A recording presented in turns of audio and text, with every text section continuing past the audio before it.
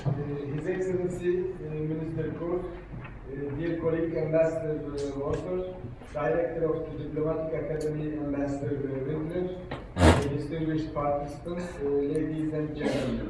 Unfortunately, my German is not sufficient enough to address you today, so if you allow me, I will make my presentation in English. It's a distinct pleasure for me to address this August gathering today on the occasion of the symposium marking the 50th anniversary of the Turkish-Austrian labor agreement.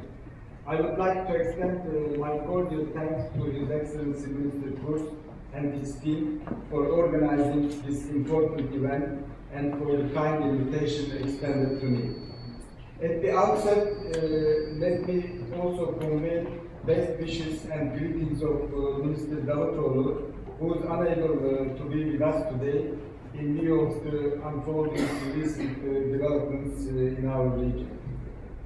Turkey and Austria entertain multifaceted relations enriched by deep-rooted historical and cultural bonds. It was on the 15th May 1964 that these relations took on a new human dimension. Upon the signing of the Turkish-Austrian labor agreement on this date, Turkish workers' immigration to Austria began. They embarked on the trains at the Sirkeci train station with mixed feelings in mind. They called these trains Karatren or black trains, not only because the old steam engine coating everything in soot, but also because so many of them were afraid of the unknown while grieving over leaving home and the loved ones behind. But there was also hope and prospect of building a better future for their families. Their initial aim was to save some money and go back to Turkey soon.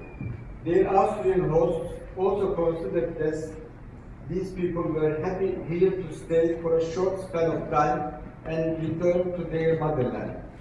So they were guest workers, Gastarbeiter as defined by this widely used adjective. Yet the process has followed a different path. These hard-working people, having come here as Gastarbeiter and contributing a great deal to Austria's construction and development, brought along their spouses and children. Their grandchildren were born here and bred and went to schools here in Austria. The members of the Turkish community are now represented in every field of life in Austria. Among them, to name a few, are entrepreneurs, artists, engineers, doctors, politicians, university professors. They have now become an inherent part of the Austrian society.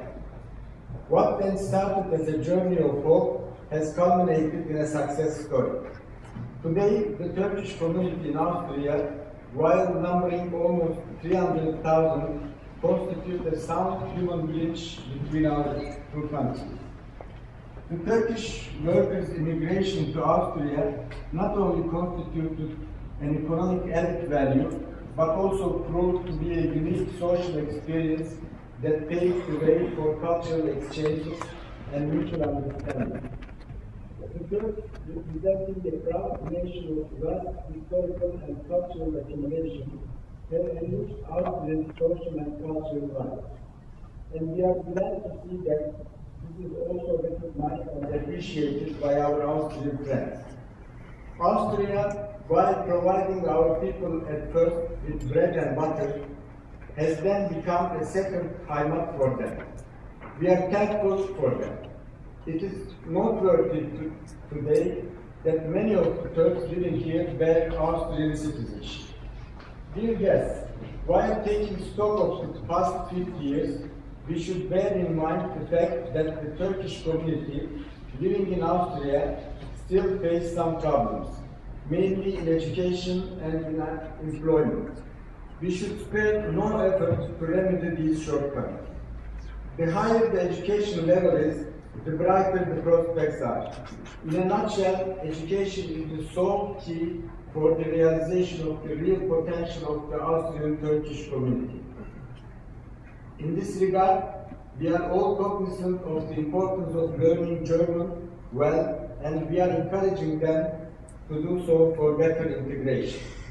But it is also a recognized fact by all pedagogues that in order to learn a foreign language, mother tongue is vitally important. In this way, I'm sure including Turkish language among the Matura lessons, which is currently debated in the public opinion, will be a welcome step in this direction. We gladly observe that Austrian authorities are actively involved in the events and activities held on the occasion of the 50th anniversary of the Labor Agreement.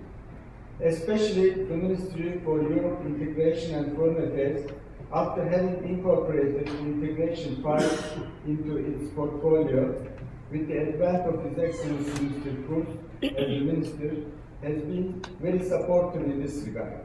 This symposium per se attests to this constructive approach. Minister Kurz, the Turkish community in Austria knows you very well due to your previous position as the State Secretary for Integration. They have sympathy and high esteem for you. We praise the efforts you have exerted both as the State Secretary and now as the Federal Minister for promoting the integration agenda in a more objective, constructive and embracing manner. We wish you every success in your future endeavors. Ladies and gentlemen, of course, no form of coexistence is problem-free. There may be issues to be sorted out. The important thing is to demonstrate the common will and determination to overcome these issues in the spirit of mutual understanding, tolerance and cooperation. Today's gathering is a case in point that reflects this very spirit. The past 50 years have been a unique experience both for Turkish community and the Austrians, which should be heeded accordingly. It calls for a thorough evaluation. We need to pay tribute to these people. While reflecting on the past and future of this phenomenon, this symposium is thus very important and timely. It will render us the opportunity to discuss in a comprehensive manner various aspects of this important subject with the participation of distinguished academicians and experts. I'm sure the audience will leave here in the evening with a broader insight as to the past 50 years and prospects for the future. I wish you all the success in your deliberations today. Thank you.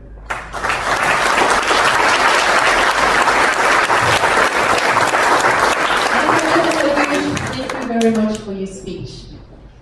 Ich will jetzt einen